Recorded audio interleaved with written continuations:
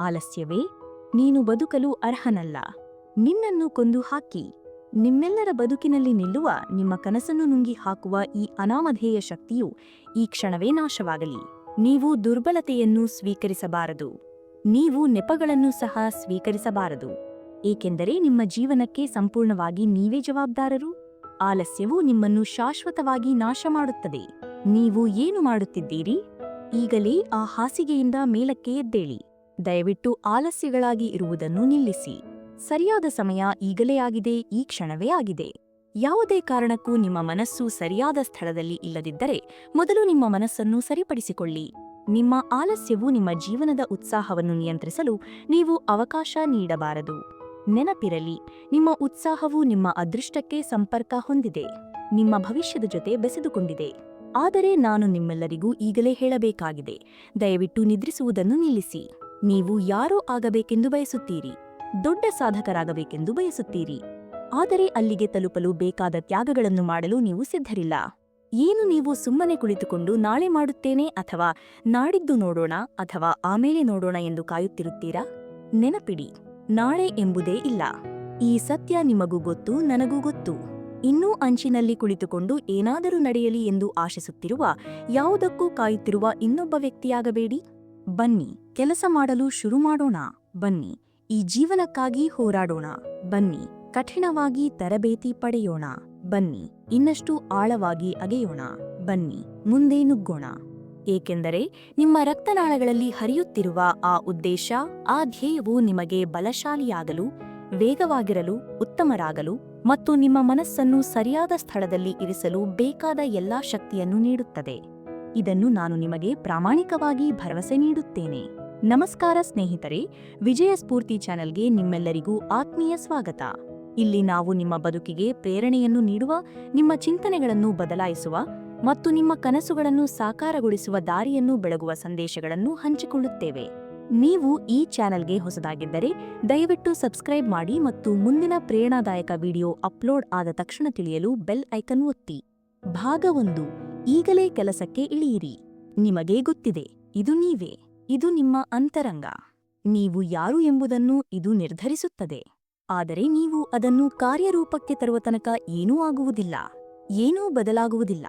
ಮೊದಲು ನೀವು ಕಾರ್ಯಪ್ರವೃತ್ತರಾಗದಿದ್ದರೆ ನಿಮ್ಮ ಜೀವನದಲ್ಲಿ ಯಾವುದೇ ದೊಡ್ಡ ಘಟನೆಗಳು ಸಂಭವಿಸುವುದಿಲ್ಲ. ನಿಮ್ಮ ಭುಜದ ಮೇಲೆ ಯಾರಾದರೂ ಬಂದು ತಟ್ಟಿ ಹೋಗು ಎಂದು ಹೇಳುವುದಕ್ಕಾಗಿ ಕಾಯಬೇಡಿ. ನೀವೇ ಹೋಗಿ, ನೀವೇ ಈಗಲೇ ಅದನ್ನು ಮಾಡಿ. ಏಕೆಂದರೆ ಅದು ಆಗಲೇಬೇಕು ಎಂಬುದು ನಿಮಗೆ ಗೊತ್ತು. ನೀವು ಆ ವ್ಯಕ್ತಿಯಾಗಲು ಬಯಸುತ್ತೀರಿ. ನೀವು ನಿಮ್ಮ ಅತ್ಯುತ್ತಮ ಆವೃತ್ತಿಯಾಗಲು ಬಯಸುತ್ತೀರಿ. ಹಾಗಿದ್ದರೆ ನನಗೆ ನಿಮ್ಮ ಅತ್ಯುತ್ತಮ ಶಕ್ತಿಗಿಂತ ಹೆಚ್ಚಿನದನ್ನು ಕೊಡಿ. ನೀವು ಅರ್ಹರು ಎಂದು ನೀವು ಭಾವಿಸುವುದಕ್ಕಿಂತ ಹೆಚ್ಚಿನದನ್ನು ಕೊಡಿ. ನೀವು ಅದನ್ನು ನಿಮಗಾಗಿ ಮಾಡಲೇಬೇಕು. ನೀವು ನಿಮ್ಮ ಜೀವನಕ್ಕೆ ಈ ಕೆಲಸವನ್ನು ಋಣಿಯಾಗಿರುತ್ತೀರಿ. ಹಾಗಾಗಿ ಹೊರಗೆ ಹೋಗಿ ನಿಮ್ಮ ಜೀವನದೊಂದಿಗೆ ಆಟವಾಡಬೇಡಿ. ಇದು ಹಾಸ್ಯವಲ್ಲ ಎಂಬಂತೆ, ಇದು ಕೇವಲ ಒಂದು ಜೋಕ್ ಅಲ್ಲ ಎಂಬಂತೆ ಆಟವಾಡಲು ಹೋಗಬೇಡಿ. ಇದು ಆಟವಲ್ಲ ಸ್ನೇಹಿತರೆ, ಇದನ್ನು ಕೆಲಸ ಎಂದು ಕರೆಯಲಾಗುತ್ತದೆ. ಇದನ್ನು ಸಮರ್ಪಣೆ ಎಂದು ಕರೆಯಲಾಗುತ್ತದೆ. ಇದನ್ನು ಸರಿಯಾದ ಮನೋಭಾವ ಎಂದು ಕರೆಯಲಾಗುತ್ತದೆ. ಇದನ್ನು ಧೈರ್ಯ ಎಂದು ಕರೆಯಲಾಗುತ್ತದೆ. ಇದನ್ನು ಶ್ರದ್ಧೆ ಎಂದು ಕರೆಯಲಾಗುತ್ತದೆ. ಇದನ್ನು ಶಕ್ತಿ ಎಂದು ಕರೆಯಲಾಗುತ್ತದೆ. ಇದನ್ನು ದೃಢತೆ ಎಂದು ಕರೆಯಲಾಗುತ್ತದೆ. ಅನೇಕ ಜನರು ಆಲಸ್ಯ ಮತ್ತು ನೆಪಗಳ ಮೇಲೆ ಹೆಚ್ಚು ಸಮಯವನ್ನು ವ್ಯರ್ಥ ಮಾಡುತ್ತಾರೆ. ತುಂಬಾ ಹೆಚ್ಚು ಸಮಯವನ್ನು ಹಾಳು ಮಾಡುತ್ತಾರೆ. ಆದರೆ ಇದು ಆಲಸ್ಯದಲ್ಲಿ ಮುಳುಗಲು ಸರಿಯಾದ ಸಮಯವೂ ಅಲ್ಲ, ಸರಿಯಾದ ಸ್ಥಳವೂ ಅಲ್ಲ. ಏನಾದರೂ ತಾನಾಗಿಯೇ ಆಗಲಿ ಎಂದು ನೀವು ಕಾಯುತ್ತಿದ್ದರೆ ನಿಮಗೆ ಶುಭಾಶಯಗಳು. ಏಕೆಂದರೆ ಅದು ಹಾಗೆ ಕೆಲಸ ಮಾಡುವುದಿಲ್ಲ. ಜಗತ್ತು ಆ ರೀತಿಯಲ್ಲಿಲ್ಲ. ಕೇವಲ ಕೂತುಕೊಂಡರೆ ನಿಮ್ಮ ಅದೃಷ್ಟ ಬದಲಾಗುವುದಿಲ್ಲ. ಆಲಸ್ಯವನ್ನು ಕೊಂದು ಹಾಕಿ. ನೀವು ಯಾರೆಂದು ನಿಮಗೆ ತಿಳಿದಿದೆ. ನೀವು ಯಾವ ವಸ್ತುವಿನಿಂದ ಮಾಡಲ್ಪಟ್ಟಿದ್ದೀರಿ ಎಂದು ನಿಮಗೆ ತಿಳಿದಿದೆ. ನಿಮ್ಮ ಸಾಮರ್ಥ್ಯವೇನು ಎಂದು ನಿಮಗೆ ಖಚಿತವಾಗಿ ತಿಳಿದಿದೆ. ಹಾಗಾಗಿ ಈಗ ಆ ಸಾಮರ್ಥ್ಯವನ್ನು ಪ್ರದರ್ಶಿಸಿ. ಭಾಗ 2. ಎದ್ದು ನಿಲ್ಲಿ ಮತ್ತು ನಿಮ್ಮನ್ನು ನಂಬಿ. ನೀವು ಯಾವಾಗ ಎಚ್ಚರಗೊಂಡು ನಿಮ್ಮನ್ನು ನೀವೇ ಮತ್ತೆ ನಂಬಲು ಪ್ರಾರಂಭಿಸುತ್ತೀರಿ? ಒಂದು ಕಾಲವಿತ್ತು ನೀವು ನಿಮ್ಮನ್ನು ನಂಬಿದಿರಿ. ನೀವು ಆಗ ಆಕಾಶವನ್ನು ತಲುಪಬಹುದು ಮತ್ತು ಅದರ ಆಚೆಗೂ ಹೋಗಬಹುದು ಎಂದು ನೀವು ನಂಬಿದ್ದಿರಿ. ಆದರೆ ಹೇಗೋ ನೀವು ನಿಮಗೆ ನಿಜವಾಗಿಯೂ ಬೇಕಾದ ವಿಷಯಗಳು ಸಾಯಲು ಅವಕಾಶ ನೀಡಿದ್ದೀರಿ. ಅವುಗಳನ್ನು ಮರೆಯಲು ಬಿಟ್ಟಿದ್ದೀರಿ. ನೀವು ಏಕೆ ನಿಮ್ಮನ್ನು ನಂಬುವುದನ್ನು ನಿಲ್ಲಿಸಿದಿರಿ? ನೀವು ಏಕೆ ನೀವಿರುವುದಕ್ಕಿಂತ ಕಡಿಮೆ ಎಂದು ಭಾವಿಸಿದಿರಿ? ನೀವು ಇನ್ನೂ ಏಕೆ ಅನುಮಾನ ಪಡುತ್ತಿದ್ದೀರಿ? ನೀವು ಇನ್ನೂ ಏಕೆ ನಿದ್ರಿಸುತ್ತಿದ್ದೀರಿ? ನಿಮ್ಮ ಕನಸುಗಳನ್ನು ಬೆನ್ನಟ್ಟುವ ಇಡೀ ಸಮಯವು ಸುಲಭವಾಗಿ ಇರುತ್ತದೆ ಎಂದು ನೀವು ಭಾವಿಸಿರಬೇಕು. ಆದರೆ ನೀವು ಅರ್ಥ ಮಾಡಿಕೊಳ್ಳಬೇಕು, ಕನಸುಗಳಿದ್ದರೂ ಅದರ ಜೊತೆಗೆ ದುಸ್ವಪ್ನಗಳು ಸಹ ತೋರಿಸಿಕೊಳ್ಳುತ್ತವೆ. ಒತ್ತಡವು ನಿಮ್ಮನ್ನು ಬಿಟ್ಟುಕೊಡಲು ಬಯಸುವಂತಹ ಸ್ಥಾನದಲ್ಲಿ ಇರಿಸಲು ಪ್ರಯತ್ನಿಸುತ್ತದೆ. ಇದು ನಿಜ. ಆದರೆ ಆ ಒತ್ತಡವು ಹಾದು ಹೋಗುತ್ತದೆ. ಅದು ಶಾಶ್ವತವಲ್ಲ. ಆದರೆ ನೀವು ಸುಮ್ಮನೆ ಕುಳಿತುಕೊಂಡು ಈ ಕನಸುಗಳನ್ನು ಹೆಚ್ಚು ಸಮಯ ಹಿಡಿದಿಟ್ಟುಕೊಳ್ಳಲು ಸಾಧ್ಯವಿಲ್ಲ. ಅವುಗಳನ್ನು ಕಾರ್ಯರೂಪಕ್ಕೆ ತರಬೇಕು. ನಿಮಗೆ ನೆನಪಿರಲಿ, ನೀವು ಚಾಲಕನ ಸೀಟಿನಲ್ಲಿದ್ದೀರಿ. ಈ ಜೀವನವೆಂಬ ವಾಹನವನ್ನು ಚಲಾಯಿಸುತ್ತಿರುವುದು ನೀವೇ. ದಾರಿಯಲ್ಲಿ ಬರುವ ಪ್ರತಿ ಅಡೆತಡೆಗಳ ಮೂಲಕವೂ ಮುನ್ನುಗ್ಗಲು ನಿಮಗೆ ಅಂತಿಮವಾಗಿ ಶಿಸ್ತು ಮತ್ತು ಸರಿಯಾದ ಮನಸ್ಥಿತಿ ಬೇಕಾಗುತ್ತದೆ. ಅದೆಲ್ಲವೂ ನಿಮ್ಮಲ್ಲಿದೆ. ಎದ್ದು ನಿಂತು ಮುಂದುವರಿಯಲು ಅನೇಕ ಜನರಿಗೆ ಅವಕಾಶವಿಲ್ಲ. ಅವರು ಎಷ್ಟೋ ಅವಕಾಶಗಳನ್ನು ಕಳೆದುಕೊಂಡಿದ್ದಾರೆ. ಅವರಲ್ಲಿ ಅನೇಕರು ಈಗ ನಿಮಗೆ ಇರುವ ಸ್ಥಾನಕ್ಕಾಗಿ ತಮ್ಮ ಸ್ಥಾನವನ್ನು ಬದಲಾಯಿಸಿಕೊಳ್ಳಲು ಸಿದ್ಧರಿದ್ದಾರೆ. ಆದರೆ ನೀವೇನು ಮಾಡುತ್ತಿದ್ದೀರಿ? ನಿಮ್ಮ ಅವಕಾಶವನ್ನು ಹಾಳು ಮಾಡುತ್ತಿದ್ದೀರಾ? ನೀವು ಆಲಸ್ಯದ ಮನಸ್ಥಿತಿಯಿಂದ ಹೊರಬರಲೇಬೇಕು ಮತ್ತು ಆಲಸ್ಯವನ್ನು ಮೀರಿ ಹೋಗಲು ಹೋರಾಟಬೇಕು. ಅದಕ್ಕೆ ತ್ಯಾಗಬೇಕು. ಮತ್ತು ಹೌದು ಸ್ನೇಹಿತರೆ, ಕೆಲವೊಮ್ಮೆ ಅದು ನೋವುಂಟು ಮಾಡುತ್ತದೆ. ನೀವು ನಿಮ್ಮನ್ನು ಹಿಡಿದಿಟ್ಟುಕೊಂಡಿರುವ ಮತ್ತು ನಿಮ್ಮನ್ನು ಕೆಳಗೆ ಇಡುತ್ತಿರುವ ಎಲ್ಲ ವಿಷಯಗಳನ್ನು ನೋಡಲೇಬೇಕು. ನೀವು ನಕಾರಾತ್ಮಕ ಆಲೋಚನೆಗಳಿಂದ ಮತ್ತು ನಕಾರಾತ್ಮಕ ಜನರಿಂದ ನಿಮ್ಮನ್ನು ದೂರ ಮಾಡಿಕೊಳ್ಳಬೇಕು. ಸಂಪರ್ಕ ಕಡಿತಗೊಳಿಸಬೇಕು. ಪ್ರತಿಯೊಬ್ಬರೂ ನಿಮ್ಮೊಂದಿಗೆ ಆ ಪ್ರಯಾಣವನ್ನು ಕೈಗೊಳ್ಳಲು ಸಿದ್ಧರಿರುವುದಿಲ್ಲ ಮತ್ತು ಕೆಲವೊಮ್ಮೆ ನೀವು ಅದನ್ನು ಒಬ್ಬರೇ ಮಾಡಬೇಕಾಗುತ್ತದೆ. ನಿಮ್ಮನ್ನು ನೋಡಿಕೊಳ್ಳಲು ನಿಮಗೆ ಯಾವುದೇ ವ್ಯಾಯಾಮದ ಸ್ನೇಹಿತರ ಅಗತ್ಯವಿಲ್ಲ. ಅದನ್ನು ನೀವೇ ಮಾಡಬೇಕು. ಅದನ್ನು ನೀವೇ ನಿಮಗಾಗಿ ಮಾಡಲೇಬೇಕು. ನಾವು ನಿಮ್ಮ ಬಗ್ಗೆ ಮಾತನಾಡುತ್ತಿದ್ದೇವೆ. ನಾವು ಶಕ್ತಿಯ ಬಗ್ಗೆ ಮಾತನಾಡುತ್ತಿದ್ದೇವೆ. ನಾವು ಕೆಲಸದ ಬಗ್ಗೆ ಮಾತನಾಡುತ್ತಿದ್ದೇವೆ. ನಿಮ್ಮ ಅತ್ಯುತ್ತಮ ಆವೃತ್ತಿಯ ಕಡೆಗೆ ಕೆಲಸ ಮಾಡುವ ಬಗ್ಗೆ ಮಾತನಾಡುತ್ತಿದ್ದೇವೆ. ಉಳಿದವರನ್ನು, ಉಳಿದ ವಿಷಯಗಳನ್ನು ಹಿಂದೆ ಬಿಡಿ. ಎಲ್ಲವೂ ನಿಮ್ಮಿಂದಲೇ ಪ್ರಾರಂಭವಾಗುತ್ತದೆ. ಪ್ರತಿಯೊಂದು ಲೆಕ್ಕಕ್ಕೆ ಬರುತ್ತದೆ. ಪ್ರತಿಯೊಂದು ಮುಖ್ಯವಾಗುತ್ತದೆ. ಆದರೆ ನೀವು ಅದಕ್ಕೆ ನಿಮ್ಮನ್ನು ಸಮರ್ಪಿಸಿಕೊಳ್ಳಬೇಕು. ಇದು ಆ ಸಮಯ. ಇದು ಆ ಕ್ಷಣ. ಗಮನವಿಟ್ಟು ಕೇಳಿ. ನಿಮ್ಮ ಆಲಸ್ಯವನ್ನು ಕೊಂದು ಹಾಕಿ. ಅದು ಬದುಕಲು ಅರ್ಹವಲ್ಲ. ಭಾಗ 3. ಸಮಯದ ಮೌಲ್ಯ ಮತ್ತು ಹೋರಾಟ. ಆಲಸ್ಯವು ನಿಮಗೆ ಒಳ್ಳೆಯದನ್ನು ನೀಡುವುದಿಲ್ಲ. ಅದು ನಿಮಗೆ ಯಾವುದೇ ಪ್ರಯೋಜನವನ್ನು ಮಾಡುವುದಿಲ್ಲ. ಅದಕ್ಕೆ ಬದುಕಲು ಅವಕಾಶ ನೀಡಬೇಡಿ. ಅದನ್ನು ಇಂದೇ ಕೊಂದು ಹಾಕಿ. ನಿಮಗೆ ತಿಳಿದಿಲ್ಲ, ಈ ಸಮಯದಲ್ಲಿ ನೀವು ಹೊಂದಿರುವ ಅವಕಾಶವನ್ನು ಬಯಸುವ ಲಕ್ಷಾಂತರ ಜನರು ಹೊರಗಿದ್ದಾರೆ. ಆದರೆ ನೀವೇನು ಮಾಡುತ್ತಿದ್ದೀರಿ? ನೀವು ಸುಮ್ಮನೆ ಕುಳಿತು ಆಲಸಿಗಳಾಗಿದ್ದೀರಿ. ನಿಮಗೆ ಅದನ್ನು ಮಾಡಲು ಮನಸ್ಸಿಲ್ಲ. ನಿಮಗೆ ಉತ್ತಮರಾಗಲು ಮನಸ್ಸಿಲ್ಲ. ನೀವು ಯಾವಾಗಲೂ ನಾನು ಇದನ್ನು ಎಂದಿಗೂ ಮಾಡುವುದಿಲ್ಲ, ನಾನು ಅದನ್ನು ಎಂದಿಗೂ ಮಾಡುವುದಿಲ್ಲ ಎಂದು ಹೇಳುತ್ತಾ ಇರುತ್ತೀರಿ. ಆದರೆ ನಂತರ ನೀವು ವೈದ್ಯರು ಏನಾದರೂ ಹೇಳಲು ಕಾಯುತ್ತೀರಿ. ವೈದ್ಯರು ನಿಮಗೆ ಯಾವುದೋ ರೋಗ ಇದೆ ಎಂದು ರೋಗನಿರ್ಣಯ ಮಾಡಲು ಕಾಯುತ್ತೀರಿ. ಕೆಲವೊಮ್ಮೆ ಈ ವಿಷಯಗಳಲ್ಲಿ ಕೆಲವನ್ನು ನೀವು ತಡೆಯಬಹುದು. ನೀವು ಅದನ್ನು ತಡೆಯಬಹುದು. ಆದರೆ ನೀವು ನಿಲ್ಲದಿರಲು ನಿರ್ಧರಿಸುತ್ತೀರಿ. ಆಟದಂತೆ ವರ್ತಿಸುವುದನ್ನು ನಿಲ್ಲಿಸಿ ಮತ್ತು ಗಂಭೀರವಾಗಿ ಪ್ರಾರಂಭಿಸಿ. ಏಕೆಂದರೆ ಸಮಯ ಮಾತ್ರ ಮುಖ್ಯ. ನಿಮ್ಮ ಬಳಿ ಎಷ್ಟು ಸಮಯವಿದೆ ಎಂದು ನೀವು ಭಾವಿಸುತ್ತೀರಿ? ನಿಮ್ಮ ಸಮಯದೊಂದಿಗೆ ಏನನ್ನೂ ಮಾಡದಿದ್ದರೆ ನೀವು ಎಷ್ಟು ಸಮಯ ಹಿಡಿದಿಟ್ಟುಕೊಳ್ಳಲು ಸಾಧ್ಯ ಎಂದು ನೀವು ಭಾವಿಸುತ್ತೀರಿ? ನೀವು ಈಗ ಉತ್ತಮ ಸ್ಥಿತಿಯಲ್ಲಿದ್ದರೆ ಸ್ನೇಹಿತರೆ, ಹೋರಾಡಲು ನಿರ್ಧರಿಸುವ ಮೊದಲು ಕೆಟ್ಟದ್ದು ಸಂಭವಿಸಲು ಕಾಯಬೇಡಿ. ನಾವು ಕೇವಲ ತೂಕ ಇಳಿಸುವಿಕೆಯ ಬಗ್ಗೆ ಮಾತ್ರ ಮಾತನಾಡುತ್ತಿಲ್ಲ. ನಾವು ಕೇವಲ ಪೋಷಣೆಯ ಬಗ್ಗೆ ಮಾತ್ರ ಮಾತನಾಡುತ್ತಿಲ್ಲ. ನಾವು ನಿಮಗೆ ನೀಡಲಾದ ಬದುಕಿನ ಹೋರಾಟದ ಬಗ್ಗೆ ಮಾತನಾಡುತ್ತಿದ್ದೇವೆ. ಇದು ನಿಮ್ಮ ಜೀವನದ ಹೋರಾಟ. ನಾನು ಹೇಳುತ್ತೇನೆ, ಪ್ರತಿದಿನವೂ ಹೋರಾಡಿ. ನಾನು ಹೇಳುತ್ತೇನೆ, ಪ್ರತಿ ಪ್ರಯತ್ನದಲ್ಲೂ ನಿಮ್ಮನ್ನು ತಳ್ಳಿರಿ. ನಾನು ಹೇಳುತ್ತೇನೆ, ಆ ಹೆಚ್ಚುವರಿ ಮೈಲಿ ದೂರ ಓಡಿ. ನಾನು ಹೇಳುತ್ತೇನೆ, ನೆಪಗಳನ್ನು ಮಾಡುವುದನ್ನು ನಿಲ್ಲಿಸಿ ಮತ್ತು ನಿಮ್ಮ ಆಲಸ್ಯವನ್ನು ಕೊಂದು ಹಾಕಿ. ಅಂದರೆ ನಿಮಗೆ ಸಮತೋಲನ ಇರಬೇಕು ಮತ್ತು ನೀವು ಆಲಸ್ಯಗಳಾಗಿರಬಾರದು. ಇಂದೇ ಪ್ರಾರಂಭಿಸಿ. ಇಂದೇ ಕೆಲಸ ಮಾಡಿ. ನಿಮಗೆ ನೀಡಲಾದ ಜೀವನಕ್ಕಾಗಿ ಗೌರವವನ್ನು ಇಟ್ಟುಕೊಳ್ಳಿ. ಇದು ಆ ಕ್ಷಣ. ಇದು ಆ ಸಮಯ. ಇದು ಆ ಗಂಟೆ. ಹಾಗಾಗಿ ನಿಮ್ಮನ್ನು ನೀವೇ ಅದಕ್ಕೆ ಸಮರ್ಪಿಸಿಕೊಳ್ಳಿ. ನಿಮ್ಮ ಆಲಸ್ಯವನ್ನು ಕೊಂದು ಹಾಕಿ. ಮತ್ತು ನನ್ನ ಹೃದಯದ ಆಳದಿಂದ ಹೇಳುತ್ತಿದ್ದೇನೆ, ನಿಮ್ಮ ಕೆಲಸವನ್ನು ನೀವೇ ನಡೆಸಿ. ನಿಮ್ಮ ಜವಾಬ್ದಾರಿಗಳನ್ನು ನಿಭಾಯಿಸಿ. ನಿಮಗೆ ಎಚ್ಚರಗೊಳಿಸಲು ನೀವು ಇನ್ನೂ ಆ ಎಚ್ಚರಿಕೆ ಗಂಟೆಗೆ ಕಾಯುತ್ತಿದ್ದೀರಾ? ನಿಮ್ಮನ್ನು ಎದ್ದೇಳಲು ಮತ್ತು ಚಲಿಸಲು ನೀವು ಇನ್ನೂ ಒಂದು ಶಬ್ದವನ್ನು ಅವಲಂಬಿಸಿದ್ದೀರಾ? ನೀವು ಅದನ್ನು ಹೆಚ್ಚು ಅವಲಂಬಿಸಿರುತ್ತೀರಿ. ಏಕೆಂದರೆ ಆ ಹಾಸಿಗೆಯಿಂದ ಎದ್ದೇಳಲು ಮತ್ತು ನಿಮ್ಮ ಜೀವನವನ್ನು ಮುಂದುವರಿಸಲು ನೀವು ತುಂಬಾ ಸೋಮಾರಿಯಾಗಿದ್ದೀರಿ. ಆ ಎಚ್ಚರಿಕೆ ಗಂಟೆಗೆ ನಿಮ್ಮೊಂದಿಗೆ ಯಾವುದೇ ವ್ಯವಹಾರವಿಲ್ಲ. ನೀವು ನಾಳೆ ನಿಮ್ಮದಾಗಿರುವಂತೆ ನಿಮ್ಮ ಜೀವನವನ್ನು ನಡೆಸುತ್ತಿದ್ದೀರಿ. ನೀವು ಆಲಸ್ಯವು ನಿಮ್ಮನ್ನು ನಿಯಂತ್ರಿಸಲು ಅವಕಾಶ ನೀಡಿದ್ದೀರಿ, ಏಕೆಂದರೆ ನೀವೇ ಎದ್ದೇಳಲು ಬಯಸುತ್ತಿಲ್ಲ. ಆ ಮರುಹೊಂದಿಸುವ ಬಟನನ್ನು ಒತ್ತಿ ಮತ್ತು ಕೆಲಸಕ್ಕೆ ಹೋಗಿ. ನಿಮ್ಮ ಜೀವನವನ್ನು ಪುನರ್ನಿರ್ಮಿಸಿ. ನೆನಪಿರಲಿ, ನಿಮ್ಮ ಜೀವನ ಅಮೂಲ್ಯವಾಗಿದೆ. ಅದಕ್ಕಾಗಿ ಹೋರಾಡಿ. ದುಃಖದ ಆಳವಾದ ಕಂದಕದಿಂದ ಹೊರಬನ್ನಿ. ನಿಮ್ಮ ಶ್ವಾಸಕೋಶಗಳಲ್ಲಿ ಸ್ವಲ್ಪ ಗಾಳಿಯನ್ನು ತೆಗೆದುಕೊಳ್ಳಿ ಮತ್ತು ಮತ್ತೆ ಬದುಕಲು ಪ್ರಾರಂಭಿಸಿ. ದುರ್ಬಲತೆಗೆ ಬಾಯಿ ಮುಚ್ಚು ಎಂದು ಹೇಳಿ. ನೆಪಗಳಿಗೆ ಶಾಂತವಾಗಿರು ಎಂದು ಹೇಳಿ. ಅನುಕಂಪವು ನಿಮ್ಮನ್ನು ಉಳಿಸುವುದಿಲ್ಲ. ನೀವು ಹೊರಗೆ ಹೋಗಲು ದಾರಿ ಹುಡುಕುತ್ತಿದ್ದೀರಿ, ಆದರೆ ನಾನು ನಿಮಗೆ ಹೇಳುತ್ತಿದ್ದೇನೆ, ಒಳಗೆ ದಾರಿ ಕಂಡುಕೊಳ್ಳಿ. ಎಲ್ಲಾ ಸಮಯದಲ್ಲೂ ಸಹಾಯಕ್ಕಾಗಿ ನೋಡುವುದನ್ನು ನಿಲ್ಲಿಸಿ ಮತ್ತು ನಿಮಗೆ ನೀವೇ ಸಹಾಯ ಮಾಡಿ. ನಿಮ್ಮ ಜೀವನವನ್ನು ಮರಳಿ ಗೆಲ್ಲಲು ಒಂದು ದಾರಿ ಕಂಡುಕೊಳ್ಳಿ. ಭಾಗ 4: ಸಂಪೂರ್ಣ ಶಕ್ತಿ ಮತ್ತು ಸಮರ್ಪಣೆ. ನೀವು ಮುಗಿಸಿದ್ದೀರಿ ಎಂದು ಹೇಳಲು ಧೈರ್ಯ ಮಾಡಬೇಡಿ. ಬಿಟ್ಟು ಬಿಡಲು ನಿಮಗೆ ಅನುಮತಿ ಇಲ್ಲ. ನಾನು ಎಂದಿಗೂ ಇದು ಸುಲಭವಾಗಲಿದೆ ಎಂದು ಹೇಳಲಿಲ್ಲ.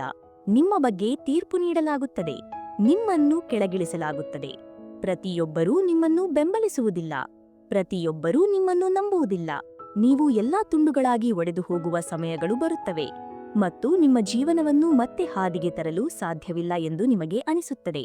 ಆದರೆ ಆ ಗೊಂದಲದ ಮಾತುಗಳನ್ನು ನಿಮ್ಮ ಕಿವಿಯಿಂದ ತೆಗೆದುಹಾಕಿ ಮತ್ತು ನಾನು ಹೇಳುತ್ತಿರುವ ಮಾತುಗಳನ್ನು ಕೇಳಿ. ನೀವು ನಿಮ್ಮ ಜೀವನವನ್ನು ಮತ್ತೆ ಒಟ್ಟಿಗೆ ಸೇರಿಸಬಹುದು.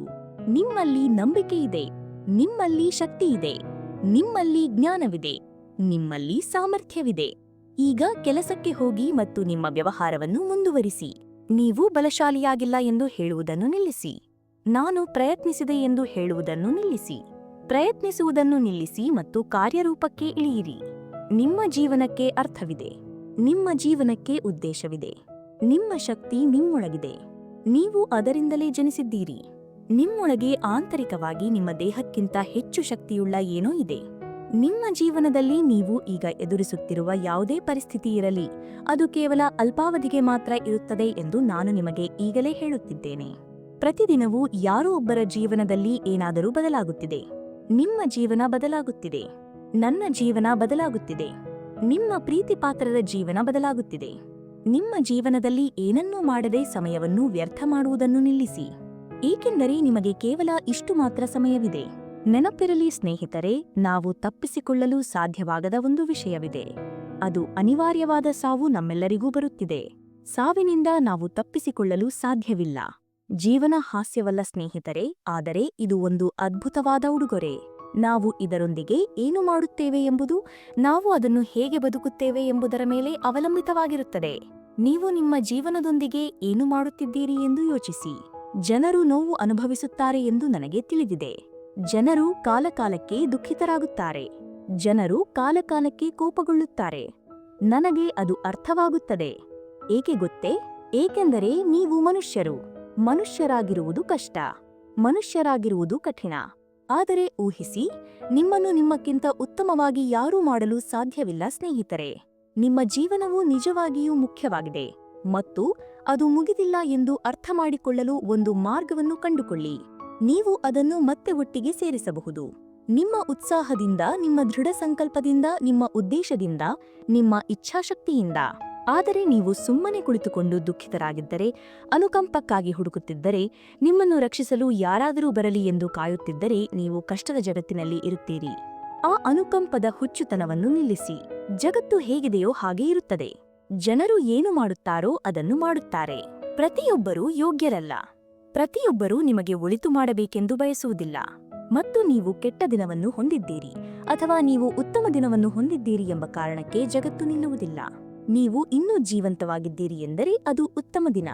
ಬಹುಶಃ ಅದು ಒಂದು ಮಹಾದಿನವಾಗಿರಲಿಲ್ಲ, ಆದರೆ ನೀವು ಅದನ್ನು ಮಾಡಿದ್ದೀರಿ ಮತ್ತು ನೀವು ಇನ್ನೂ ಜೀವಂತವಾಗಿದ್ದೀರಿ, ಅಂದರೆ ಅದು ಉತ್ತಮ ದಿನ. ಪ್ರತಿಯೊಬ್ಬರೂ ಬೀಳುತ್ತಾರೆ, ಪ್ರತಿಯೊಬ್ಬರೂ ಬಿದ್ದು ಹೋಗುತ್ತಾರೆ, ಆದರೆ ನೀವು ಅಲ್ಲಿಯೇ ಇರಬೇಕಾಗಿಲ್ಲ ಸ್ನೇಹಿತರೆ. ನಾನು ಯಾವಾಗಲೂ ಹೇಳುವಂತೆ ಮತ್ತೆ ಎದ್ದೇಳಿ ಮತ್ತು ಮುಂದೆ ನುಗ್ಗುತ್ತಾಯಿರಿ. ನಿಮ್ಮನ್ನು ಅಲ್ಲಿಂದ ಎಬ್ಬಿಸಲು ಯಾರೂ ಕೆಳಗೆ ಬರುತ್ತಿಲ್ಲ, ನೀವೇ ಎದ್ದೇಳಬೇಕು. ನೀವು ಇರಬೇಕಾಗಿಲ್ಲದ ಪರಿಸ್ಥಿತಿಯಿಂದ ನಿಮ್ಮನ್ನು ಹೊರಗೆಳೆಯಲು ಯಾರಾದರೂ ಬೇಕು ಎಂದು ಹುಡುಕುವುದನ್ನು ನಿಲ್ಲಿಸಿ. ನಾನು ಈ ವ್ಯಕ್ತಿಯನ್ನು ಹುಡುಕುತ್ತಿದ್ದೇನೆ, ಆ ವ್ಯಕ್ತಿಯನ್ನು ನನ್ನನ್ನು ಬಿಡುಗಡೆ ಮಾಡಲು ಹುಡುಕುತ್ತಿದ್ದೇನೆ ಎಂದು ಹೇಳಬೇಡಿ. ಇಲ್ಲ, ನೀವೇ ನಿಮ್ಮನ್ನು ಬಿಡುಗಡೆ ಮಾಡಿಕೊಳ್ಳಿ. ಅದನ್ನು ನೀವೇ ಕಂಡುಕೊಳ್ಳಿ. ನಿಮ್ಮನ್ನು ಉಳಿಸಲು ಮತ್ತು ನಿಮ್ಮ ಗೊಂದಲದಿಂದ ನಿಮ್ಮನ್ನು ಹೊರಹಾಕಲು ಎಲ್ಲರಿಗಾಗಿ ಹುಡುಕಬೇಡಿ. ಕೆಲವೊಮ್ಮೆ ನಿಮ್ಮ ಗೊಂದಲದಿಂದ ನೀವೇ ಹೊರಬರಬೇಕು. ನಿಮ್ಮನ್ನು ಸಂತೋಷಪಡಿಸಲು ಇತರರನ್ನು ಅವಲಂಬಿಸಬೇಡಿ. ಇಂದು ನಿಮ್ಮ ಬಳಿ ಇರುವುದಕ್ಕಿಂತ ಉತ್ತಮ ಜೀವನವನ್ನು ನೀಡಲು ಇತರರನ್ನು ಅವಲಂಬಿಸಬೇಡಿ. ನೀವು ನಿಮ್ಮ ಮೇಲೆ ಅವಲಂಬಿತರಾಗುವ ಬದಲು ಇತರ ಜನರ ಮೇಲೆ ಅವಲಂಬಿತರಾಗಿದ್ದೀರಿ. ನಿಮ್ಮ ಬಗ್ಗೆ ಸ್ವಲ್ಪ ಪ್ರಾಮಾಣಿಕತೆಯನ್ನು ಇಟ್ಟುಕೊಳ್ಳಿ. ನಿಮ್ಮ ನೈತಿಕತೆ ಮತ್ತು ನಿಮ್ಮ ತತ್ವಗಳ ಮೇಲೆ ನಿಲ್ಲಿ. ನಿಮ್ಮನ್ನು ನೀವೇ ಮಾರಿಕೊಳ್ಳುವುದನ್ನು ನಿಲ್ಲಿಸಿ. ನೀವು ಮೊದಲಿನಿಂದ ಪ್ರಾರಂಭಿಸಬೇಕಾಗಿಲ್ಲ, ಇಂದು ಪ್ರಾರಂಭಿಸಿ. ಏನಾದರೂ ಮಾಡಿ ಮತ್ತು ಅದನ್ನು ಇಂದೇ ಮಾಡಿ. ನಿಮ್ಮಲ್ಲಿ ಎಷ್ಟು ಸಮಯ ಉಳಿದಿದೆ ಎಂದು ನೀವು ಭಾವಿಸುತ್ತೀರಿ? ನೀವು ಶಾಶ್ವತವಾಗಿ ಮುಂದುವರಿಯುತ್ತೀರಿ ಎಂಬಂತೆ ನಿಮ್ಮ ಜೀವನವನ್ನು ನಡೆಸಬೇಡಿ.